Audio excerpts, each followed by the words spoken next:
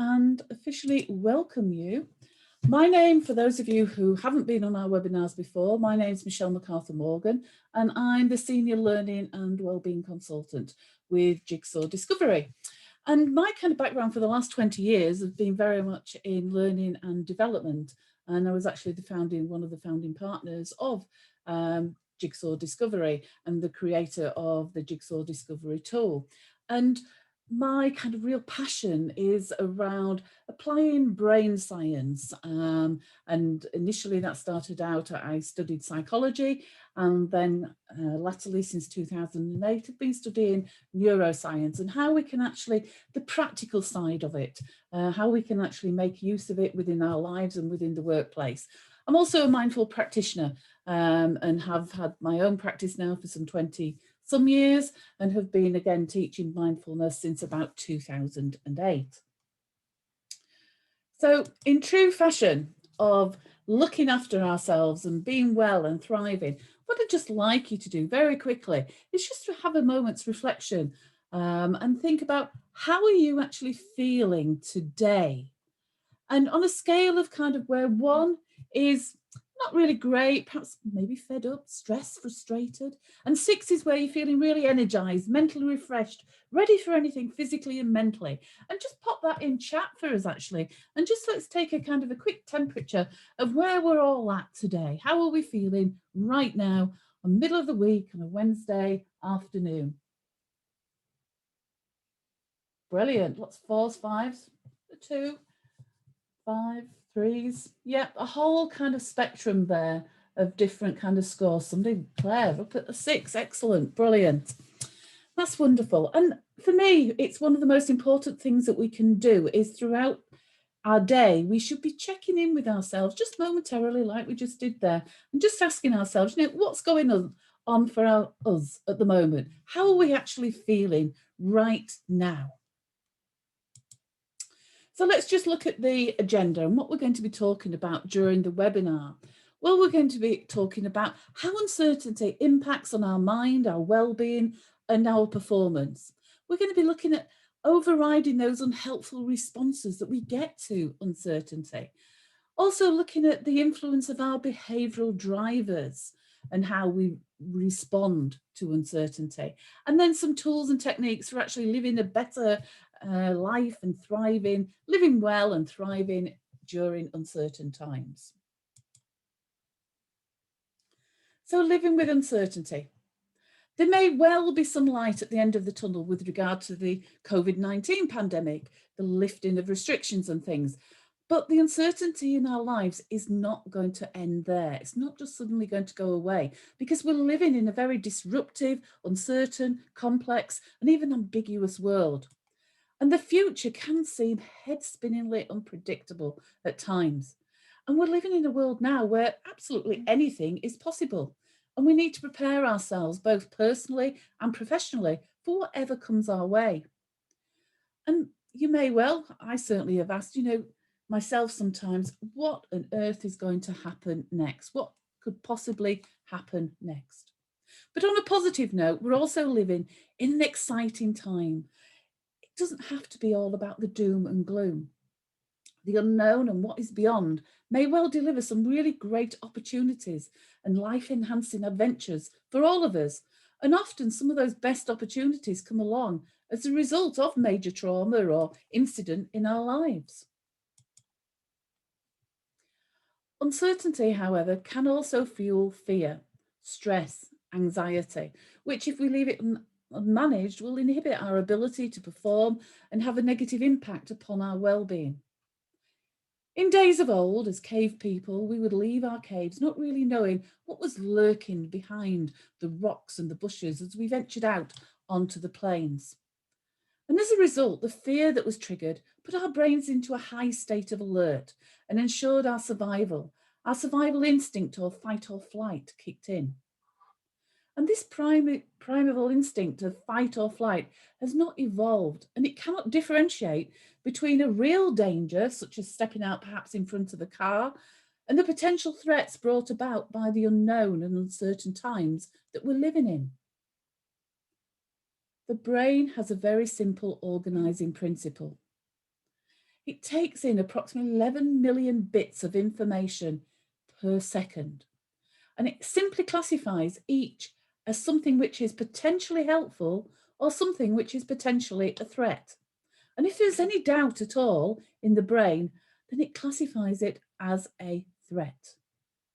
So in times when there is so much uncertainty, our brains are constantly in a state of alert, which then leads to stress and anxiety. And if left unmanaged, can impact upon our physical and mental well-being. In times of uncertainty, there are 3 ways in which we can choose to respond. We can underreact. So if we underreact, then we're dismissive of any threat. We do nothing differently. We ignore the official advice. As we've seen in the press over the last year or so, with people ignoring lockdowns and social distancing. You may recall the scenes of overcrowded beaches last summer, large groups of people gathering in parks, of raves, of house parties, weddings going on. Or we can overreact. And again, just thinking about the current situation, the pandemic, an overreaction may mean that somebody, quite a young, healthy person, actually becomes quite obsessive about the virus. They may lock themselves away, cut themselves off from the outside world, and spend time watching every news bulletin and reading all the articles on the web each and every day. The ability to be able to override these reactions and move your thinking in a more rational direction is fundamental in terms of living well and thriving in uncertain times, especially in the complex world that we live in today. This rational response to a situation we refer to as adaptive behaviour. So in terms of the pandemic, typical adaptive behaviours would be building up our immune systems, looking after our well-being, staying informed, wearing our masks, social distancing, etc. And as we begin to move out of lockdown, adaptive behaviour would be things like having the vaccination as a way of protecting ourselves and other people, observing the rules as the restrictions are lifted and not jumping ahead, thinking about the things that we will be able to start doing and taking the measures to make sure that we can actually do them in a safe way. So let's now take a look at the influence of our behavioural preferences and drivers and the way that they can actually influence the way we react during times of uncertainty. I can see from looking at the people online, some of the participants that are here today, that some of you are licensees or have certainly worked with Jigsaw Discovery and will have an understanding of the Jigsaw Discovery tool and behavioural framework. For those of you who perhaps are not familiar with it, the Jigsaw Discovery tool is a unique behavioural profiling tool, which can be delivered either virtually or in person workshops.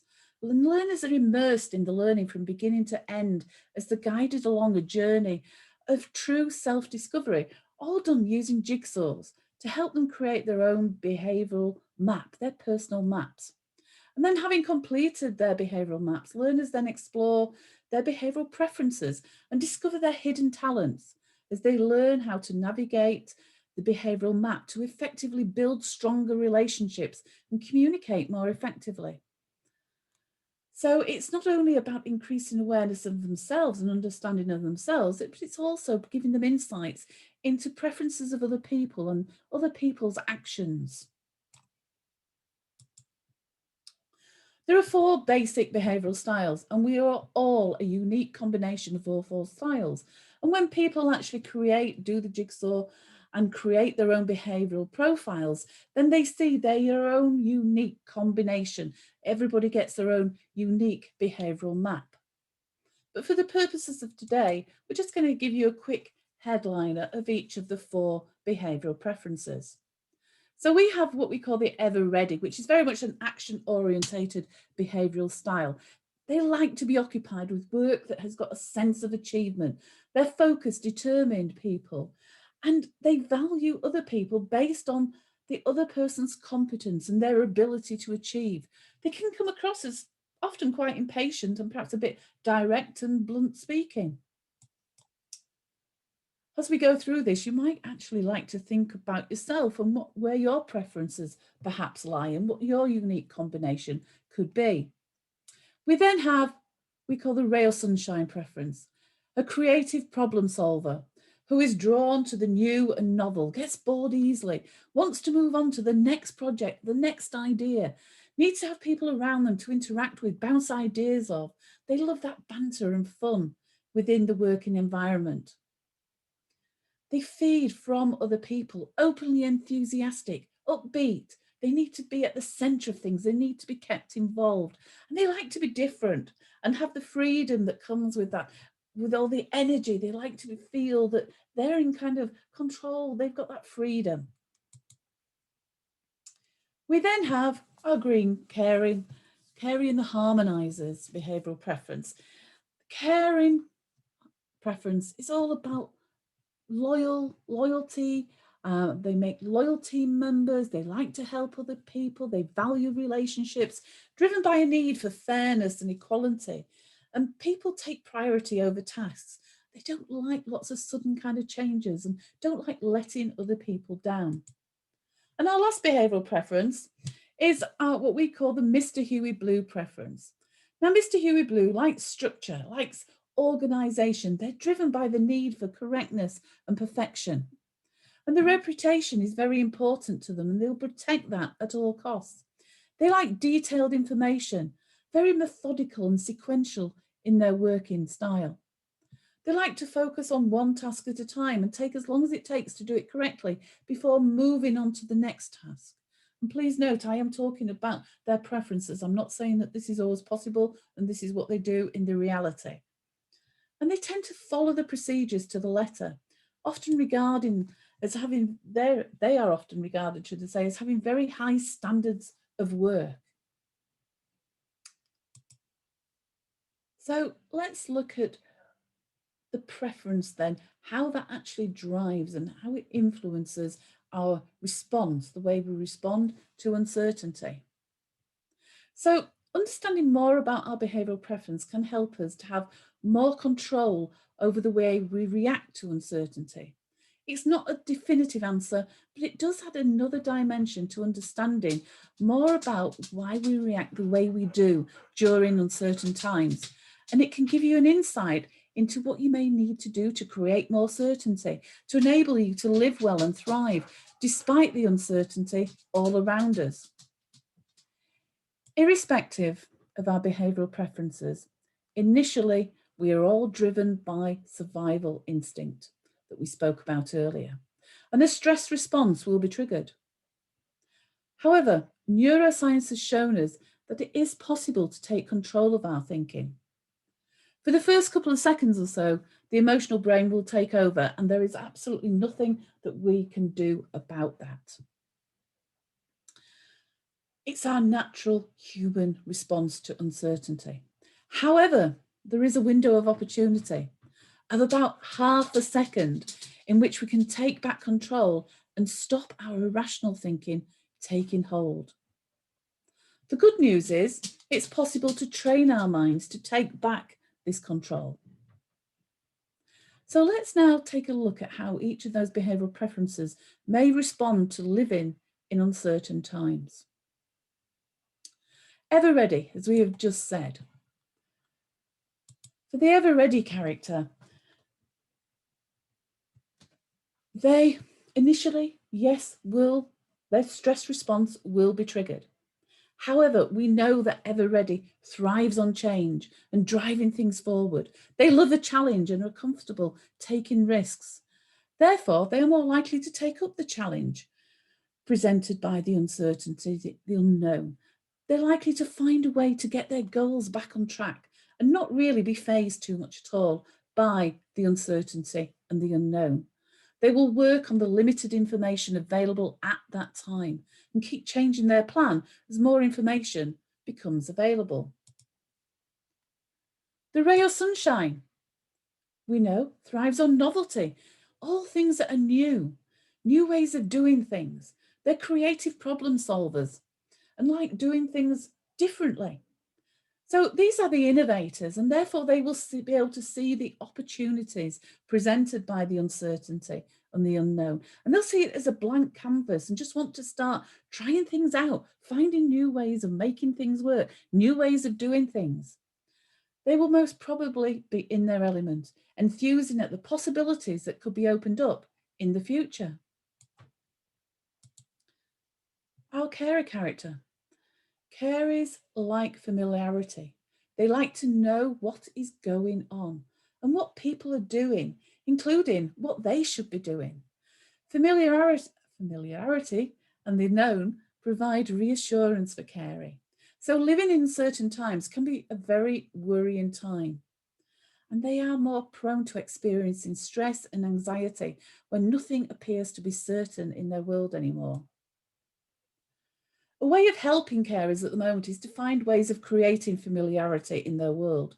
For example, if you used to meet carer, or if you're a carer and you used to meet a friend on a Friday morning for a coffee, although we cannot meet in the physical world at the moment, you could continue to meet for a virtual coffee, therefore creating that familiarity of having a coffee and a catch-up with a friend. Familiarity could also be created by continuing to do specific tasks or continuing to do something the way that you have always done it. So for carers, it's about that continuity of familiarity. And lastly, Mr. Huey Blue. They are at their best when they have rules and systems and processes in place. They like routine and structure, and knowledge is important. They're constantly being driven towards perfection. So we can appreciate that living in so much uncertainty can actually be a very stressful for Mr. Huey Blue.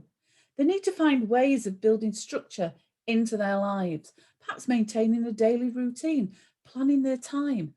They may be more likely to thrive if they can create an office-like environment at home. Or they may prefer to go back into the office as soon as they can, so long as all the safety protocols are being followed correctly.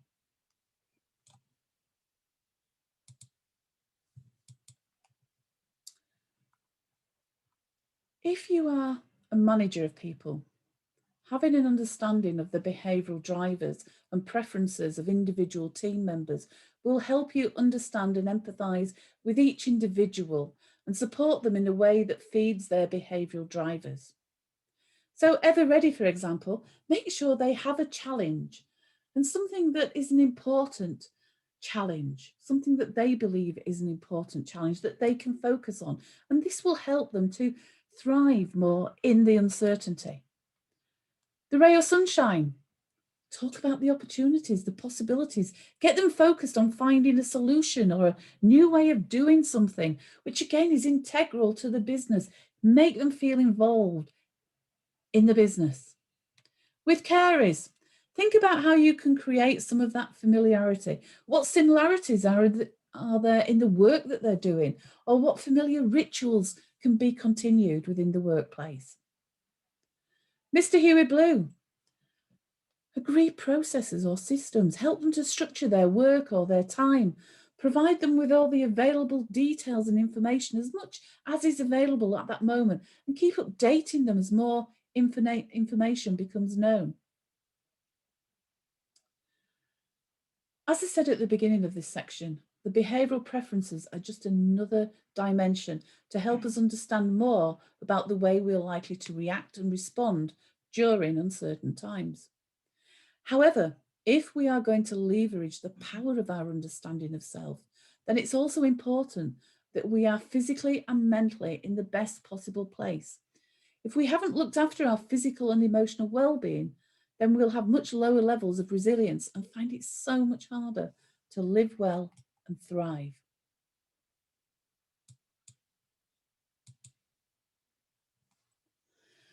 So let's now take a look at some of the tools and techniques to help us override any irrational responses, that over and under reacting, and move our thinking towards that more adaptive way of responding. Overriding irrational responses is fundamental in terms of living and thriving in uncertain times. In times of uncertainty, there's lots of gaps in information, which some people will want to fill immediately. They don't like gaps in information. They'll want to fill in those gaps. And uncertainty can lead to a playground for doom and gloom and drama as our emotions take over and our thinking, and as our brains go in that search of certainty. If we cannot find the information, our brains will make it up. Unfortunately, our emotional rather than rational brains take control in these circumstances. And I'm sure we've all been in that situation where we have limited information about a situation. And before we knew it, our minds had built up a whole picture of doom and despair, and a whole emotional drama was being created. Before you know it, you're feeling worried and anxious about the situation. So what steps can we actually take? Well, if you just think about news, social media, colleagues, family, all the kind of places that we hang out and take notice of. And just think about how much negative media is around. So if possible, remove yourself from the places where negativity, doom and drama exists. Remove yourself from the places where it's that main topic of conversation. Remember, you don't have to listen or take part in doom and drama. You have a choice. You can question the facts which are currently known and separate out the facts that are known from the drama. Focus on the facts. Leave the drama behind. One of the great benefits of thinking positively is that it can quiet the fear and irrational mind chatter by focusing your thoughts on something that is far more calming. Thoughts are powerful triggers for emotions, and for every negative, niggling doubt that you have, on the flip side, there will always be a more hopeful alternative. We have tens of thousands of thoughts a day, and it's really important to understand that we choose our thoughts. We have control over our thoughts. It's important to listen to your mind chatter, and if necessary, we can change what we are thinking about and focusing on. Positive thinking is a key part of managing our well-being and coping and living well in uncertain times. And I want to share with you a story, the story of the two wolves. Now, some of you may have heard this before, but it's well worth hearing again. This is the story of a Cherokee Indian grandfather who tells his young grandson about the battle between two wolves that are inside all of us. One wolf, he explained, is called evil, and he's full of anger, envy, jealousy, regret, self-pity, guilt, and bitterness. The other wolf is called good, and he's full of joy and optimism, love, hope, kindness, and generosity. The grandson listens intently and then asks his grandfather this question. So, which wolf wins? The old Cherokee simply replies, the one you decide to feed. The one you decide to feed. Just give you a moment to kind of just reflect on that and just think about that.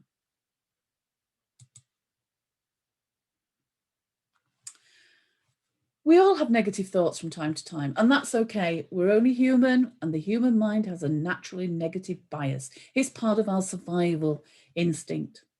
However, if left unchecked, they can become habitual and lead to constant pessimism and have a negative impact on our emotional well-being and our ability to be our best self. Some of those common thinking traps we all fall into at times are blaming ourselves for everything that goes wrong. It must be my fault. It's my fault. Or always focusing on the negatives and ignoring the positives. So it may well be that you receive 5 pieces of feedback, 4 of which are absolutely brilliant. 1 is a little bit negative. What do? We focus in on that 1 negative piece of information. Or another one is always focusing, catastrophizing, looking at that worst possible case scenario and beyond, how bad it could really get.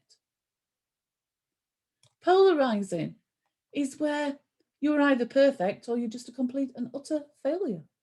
And how many of us do that?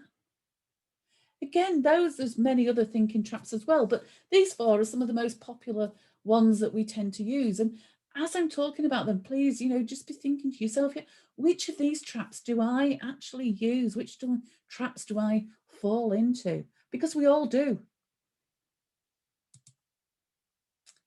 So let's look at some of the tools, ways of actually developing a more positive mindset.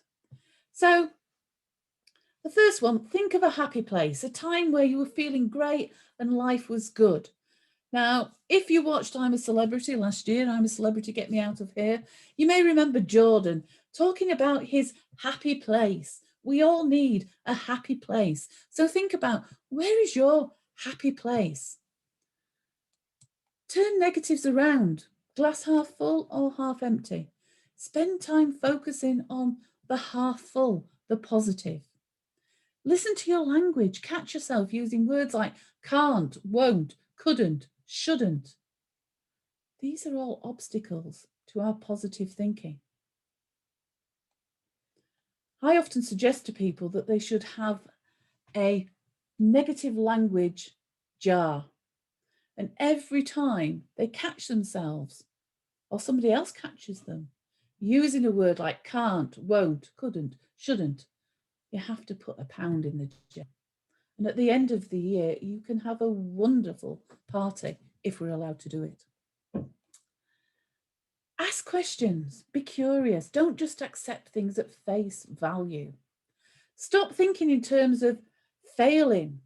Think more in terms of learning. It's okay to make mistakes so long as we learn from them.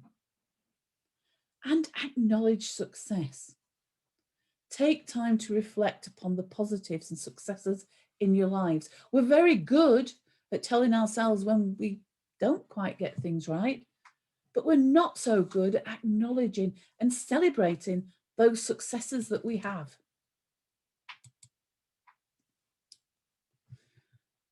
One of the negative thinking traps I mentioned was catastrophizing.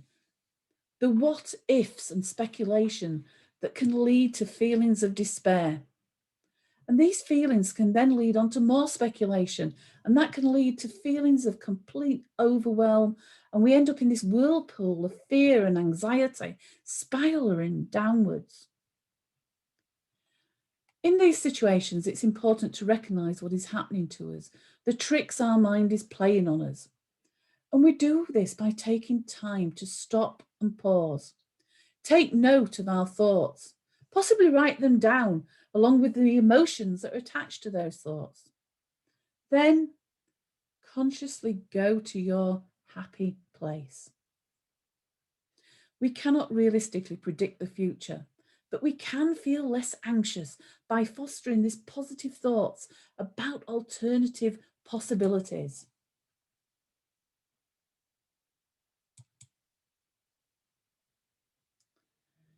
At times, we all like to be in control.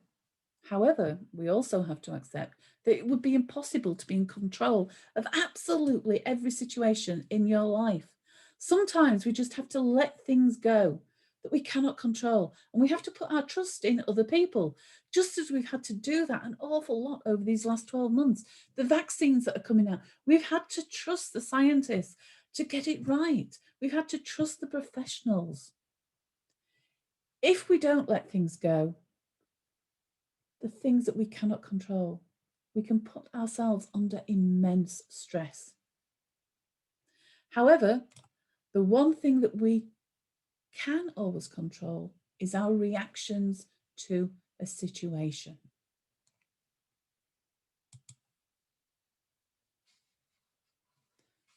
Part of dealing with uncertainty is having that self-belief, believing that you will know the right thing to do, believing and having the confidence to be able to handle whatever comes your way. So how do we build that kind of confidence up?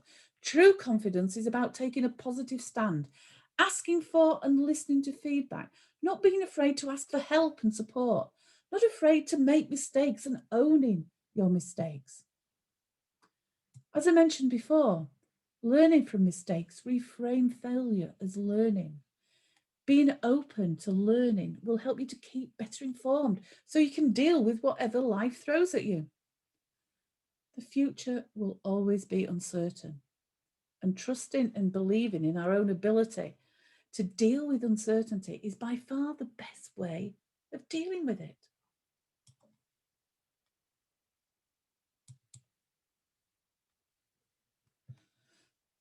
Sometimes in life, we cannot have all of the information straight away as we would want to have that information. Sometimes the information is just not available, and we have to work with the unknown. In an uncertain world, we'll never have all of the information we need to be absolutely certain. We all have our own thresholds of risk that we feel comfortable with. Some people feel comfortable making a decision based on just a little information, whereas other people prefer to wait until they have all the information they believe that they need. And we have to weigh up the impact of making no decision over making a decision which you may have to change at a future date when further information does become available. Sometimes all we can do is make the best possible decision based on the information which is available at that time. Agile, a word we hear a lot these days. In a world of uncertainty, where the pace of life is faster than it's ever been before, it's becoming increasingly important to be able to think on our feet and adapt and respond with greater speed and ease. And being agile means having that ability to be flexible and adapt as circumstances change and new information becomes available. It's about maintaining an open mind and fine-tuning your actions and behaviours as required by the changing circumstances. And this again comes back to having that self-awareness and understanding, which is really vital and underpins all our well-being and performance. The world is changing, and there is a growing need for a more agile approach to the way that we work and the way that we live. A need to be more responsive, efficient, and effective to keep up with that pace of innovation. So, be agile, learn, unlearn, and relearn. Step out of your comfort zone. Feel comfortable with uncertainty. Tap into those dynamic strengths and talents and hidden talents and capabilities that we all have, and explore your own potential. That's what we mean by being agile. By being adaptable to change, confident, curious, courageous, flexible, and resilient, we will be fit for the future and able to embrace the new developments of the 21st century, whatever they may be.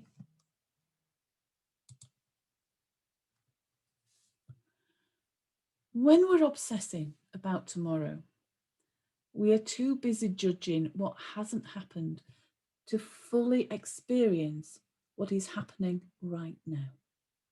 Appreciating the here and now will release us from being trapped in a fear-driven thought cycle. The practice of mindfulness, which is about being present and fully experiencing the moment, is very powerful. And speaking personally, I can certainly say that it's possibly the most effective technique when it comes to dealing with uncertainty. It's important to be aware that mindfulness is not all about sitting cross-legged and humming. It's simply about just being present in the moment. as you're eating, walking, gardening, showering, brushing your teeth. Actually being present in both mind and body. What I'd just like you to do right now, don't have to write anything down or move at all. I just want you to kind of look around you and just focus on 5 things that you can see right now from wherever you are sitting. 5 things you can see.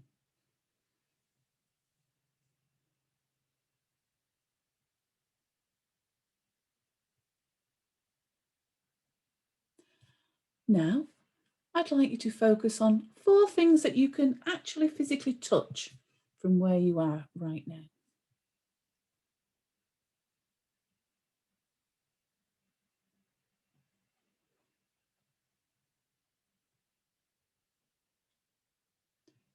Now, 3 things you can hear.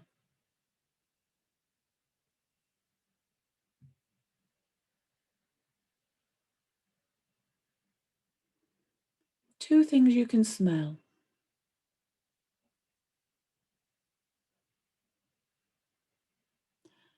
And lastly, 1 thing you can taste.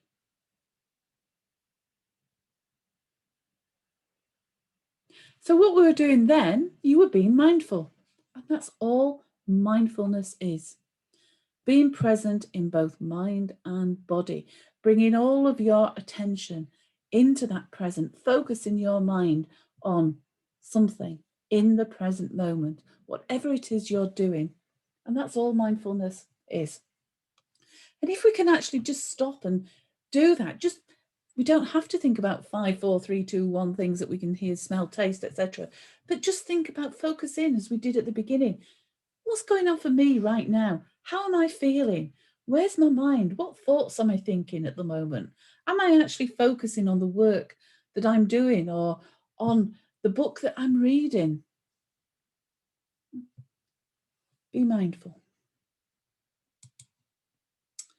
So, uncertainty can have quite a paralyzing effect, as we may feel that with the lack of information, we just don't know which way to turn. Decision making can also become an agonizing process, especially for people who have that kind of behavioral preference for detail and information and looking for some kind of certainty before making that decision. Uncertainty may mean that we do not always make the correct decision, which again can be worrying for some people. However, we shouldn't let it put us off. A decision is sometimes better than no decision. And remember, a mistake is simply a learning opportunity. So don't allow your life to be put on hold due to uncertainty. Be confident, be courageous, take action, and live well and thrive. So if anyone has any questions, I'm going to take any questions in a moment. But just while you're having a think possibly of any questions, by all means, as I say, you can put them in chat or you can ask them in the question and answers tool, whichever you prefer to do. Just want to kind of, what next? There are opportunities where you can learn more and delve deeper into your behavioural preferences. On the 24th of March, we've got a virtual workshop coming up. Details we will email out with the kind of recording from today and things. And during that workshop, people are going to actually be completing their own personal behavioural profile or the map. And then we're going to explore those thinking and drivers that underpin our preferences. And we're going to go on and develop personal plans for living a healthy and productive life with much less stress and many more smiles. We also do one-to-one coaching sessions, do 60-minute coaching experiences where, again, part of that, you will complete your own personal behavioural profile. And there's a link on screen at the moment, but by all means, you can get in touch with us through email, etc., where you can book an appointment, a coaching experience. We also have a couple of free 30-minute consultations available next week, actually, and there's details on the screen there. The 4th of March at 4 o'clock and the 5th of March at 11 o'clock. Again, if you'd just like to have a chat about living and well and thriving in uncertain times, or about your behavioural preference, or even becoming, starting to work with the Jigsaw Discovery, perhaps becoming a licensee, then by all means, do drop me an email. There's also blogs and articles available, and we probably next week will be launching a brand new Jigsaw Discovery website, which will have a blog on there, and each month we have a regular monthly blog called Behaviours Matters, which goes on there. Or if you'd just like to join the mailing list, again, please drop me a line to make sure that you will actually be on the mailing list.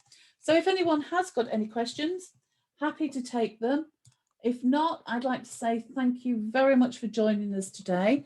I hope I've answered one or two of your kind of thoughts around behavioural preferences and how it can influence the way that we react and respond to uncertainty, and how we can perhaps live our lives going forward in this very disruptive and uncertain world that we're now living in. So thank you very much. I can't see any questions. So thank you very much to everybody for joining us, and hope to see you next time. Thank you.